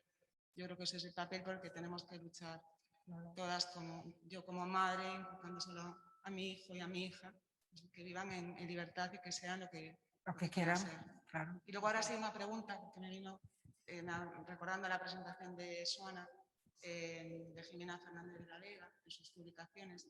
Quiero recordar que en la transparencia que nos ponías, que sus publicaciones, tenía publicaciones desde que finalizó su doctorado, su carrera, hasta el año 34. Hasta el año 64. Hasta el 64. Y luego, a raíz de ahí, dejé de publicar. Bueno, ten pequenos artigos, sí, pero ese libro, o último publicado, é ese do 64. Bueno, cando morreu xa iba para 90, xa que... Sí. E, bueno, o que pretendemos todas, o que é igualdade, non? Ni máis ni menos o que te dixe, pero para a igualdade falta moito. Eu vin, antes de vir aquí, un dato de a solicitude de reducción de xornada no mundo académico e demais, e o 92% sigue sendo de mulleres. O sea que a igualdade está todavía moi lonxe. Sí, bueno, la administración Moi lonxe, o 92% de mulleres solicitando reducción para atender a familia. Eso non é igualdade, eso é machismo puro e duro. También, las mujeres olvidadas, más desde el ámbito de las letras o del arte. También cuentan a lo largo de la historia, desde la Edad Media, pues cómo se ocultaron muchas veces en monasterios mujeres para escribir, para pintar con seudónimos, y hay muchísimas obras bajo el nombre de hermanos o de maridos que han sido escritas o ilustradas por mujeres. Y es un libro que recomiendo, que hay 10 años que está francamente bien, al que le interese la temática, claro. Quiero hacer un comentario. Todavía ahora en la sociedad actual, por ejemplo, cuando una pareja, hombre-mujer, quiero decir, son científicos y tiene que, por ejemplo, irse uno de los dos al extranjero, con hijos, cuando con niños, se va él y la sociedad alrededor, la familia, la sociedad no dice nada. Bueno, se fue el padre fuera a investigar, pero si se va ella y deja a los hijos, ¡qué horror! Y se fue y dejó a los niños solos con el padre. Todavía estamos así, ¿eh? Entonces... reivindicar nuestro papel de padres, porque claro, es como minusvalorar, es decir, es que los padres no pueden realmente atenderlos igual, vamos, perfectamente como padres. Sí, ¿cómo se va? Y realmente en muchas ocasiones sí lo hacen. Lo que pasa es que nuestras madres, faltan todavía generaciones por avanzar. Sí. Nuestras madres nos han educado de tal forma que sacarnos ese lastre, porque aunque intentes no hacerlo, eso es un lastre que tenemos detrás, te sientes como no mala madre. Parece que si me voy o si los dejo, parece que es una obligación que tienes impuesta más que un padre. Y que hay muchísimos padres que ejercen igualmente su papel como la madre hoy en día cada vez más afortunadamente. Padres que viven solos o padres que vivimos solas con nuestros hijos. É cuestión de xeneracións, pero digo que de todas maneiras vamos a empuxar un pouco, ¿no? Para que non sea, en vez de 10, que se sean 3. Sí, porque, bueno, a veces te etiquetan de reivindicativo, hai que ser reivindicativo. Vemos que estamos no século XXI. É hora de de ir solventando certos problemas. Sí. Y luego me llama la atención también como el público de esta charla, casa no lo sé, es que somos todas mujeres. Sí, o falaba Alicia cando viñamos para aquí, decía que os que estaban inscritos na rede, Desde sus casas también son todos. que poderían ser perfectamente... Sí, de las conferencias normalmente hay de todo, ¿no? Es que es necesario que el hombre se implique también en esta temática. Que ese tema é seu, tan seu como noso. Sí, parece que es solo nuestro problema. No. Hay aquí una pregunta, hablando de la gente que está inscrita, una pregunta de José María Troiteiro, que pregunta: ¿cuál es la situación de las mujeres científicas en las campañas oceanográficas de la actualidad? Ahora, eso antes no, pero ahora digamos que las campañas van muchísimas mujeres, es que ya casi van más que hombres. Es decir, la penetración que ha tenido la mujer en la disciplina oceanográfica ha sido brutal. Y eso también se puede extender a otros ámbitos como, bueno, pues la universidad, yo estoy dando clase ahora en Ciencias del Mar, ¿no? Que es una titulación de la Universidad de Vigo, y tenemos un 70% de mujeres, es decir, potencialmente el 70% de mujeres va a poder, digamos, desarrollar su actividad de científica, de oceanógrafa en ese ámbito, ¿no? O sea que digamos que tenemos suerte porque ahí la mujer tiene un papel muy destacado. Pues si no hay nadie más, un comentario más. Por aquí. Eduardo. Hola, buenas tardes. No, yo estoy acordándome al hilo de lo que decís, que cuando yo acabé la carrera en el año 72, ya estoy jubilado, y fui compañero de Rosón en la Universidad de Vigo, ¿se acuerda de mí? No, ¿tú te acuerdas de mí? A ver. Lo sabía yo. Bueno, pues cuando yo estaba haciendo el doctorado en el Departamento de Química Inorgánica en Santiago, nos llamaron precisamente del Instituto Oceanográfico de Vigo, que no es el vuestro, es otro. El otro, sí. Que había un puesto, si había alguien interesado y tal. Y entonces, no sé de qué nivel, eso no me acuerdo, pero me acuerdo que una compañera mía de promoción, Conchita, que ahora vive en Inglaterra, y que estaba allí haciendo conmigo lo mismo, fue la única que se mostró interesada. Y dijo, pues a mí me interesa. Entonces llamamos al tipo que había llamado, que casualmente había hablado conmigo, y me dijo, no, es que si es una mujer, no. Y claro, yo le dije, pero es que es una chica muy preparada, es que no tiene cargas familiares, además que podría ser un problema. No, porque va a tener que participar en determinadas campañas, sí, y tal, y no, es que no aceptamos a una mujer. Al principio era duro, sí. Yo me acuerdo, porque es lo que más gracia me hizo, el rebote que se cogió la buena de la Conchita, que estuvo sin hablarnos a todos los varones del departamento durante semanas, pero yo recuerdo la anécdota y la había olvidado por completo, pero ahora oyéndoos hablar me ha venido a la memoria. Claro, estoy hablando desde el año 72, que acabé la carrera, esto pudo ser en el 73 o 74, pues han pasado, ¿qué? 50 años. O 60. Bueno, 49, 50 años. En 50 años ha cambiado algo, no sé si mucho, pero algo ha cambiado.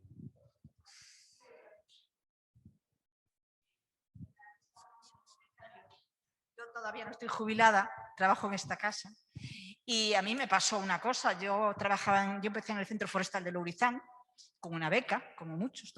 Empecé realmente en esta casa, llevo 42 años, porque tuve 8 años de beca. Y yo viví la época en que pasó a formarse la Xunta, en que pasaron las competencias, en que entramos en la Unión Europea.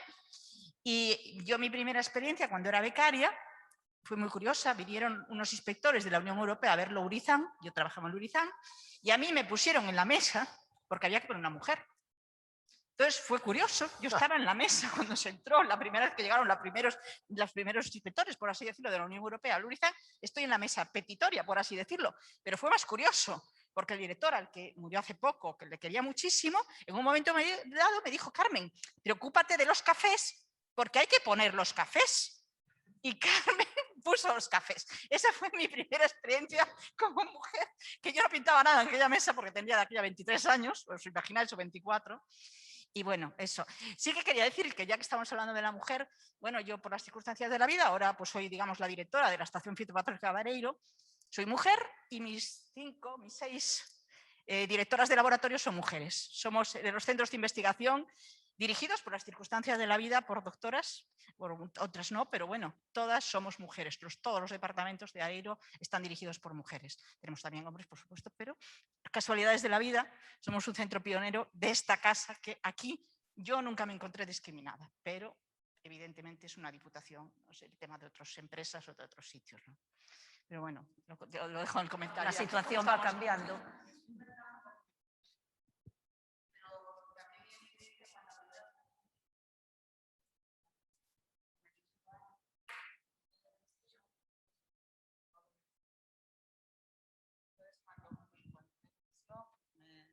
Mi primer día de trabajo, después de estar 3 días esperando sin recibirme, el que entonces era el gerente del hospital me recibe, me felicita por haber aprobado la oposición y a continuación añade: bueno, como eres una, lo voy a decir textual, eres una niña pija de mierda y no tienes ni idea, entonces te vamos a poner para que aprendas. Entonces esa fue mi primera incorporación en el mundo laboral. Sí, sí. Bueno, con eso aprendí, no solo con mujeres o con hombres, ¿no? Lo que no debería de hacer a lo largo de mi vida profesional con todas las personas nuevas que se incorporasen a trabajar conmigo. Aprendí mucho de esa experiencia. Muchas gracias. Bueno, aprovecho aquí para leer un poco el agradecimiento que dice una de las oyentes, de Mónica Fernández Barciela, que dice que agradece mucho que hayamos destacado toda la labor de tantas mujeres en la ciencia, que nos han abierto el camino, y agradezco a todas esas pioneras. Dice: a pesar de que coincido con lo que indicáis, que todavía hay mucho por hacer, podemos dar una visión positiva, pues hemos avanzado muchísimo en los últimos años. Estoy de acuerdo. Yo he podido estudiar y ahora soy investigadora, mientras que mi madre quiso estudiar y no la dejaron. Tenemos que seguir luchando para que las mujeres no tengamos que renunciar a nada, pudiendo compatibilizar tanto la vida profesional como personal y familiar. Ya estamos cerca, como indicáis. Muchas gracias a los ponentes. Yo creo que hizo el remate de la sesión de hoy, así que le agradezco mucho este comentario que deja aquí en la red. Bueno, si no hay más comentarios, pues levantamos la sesión.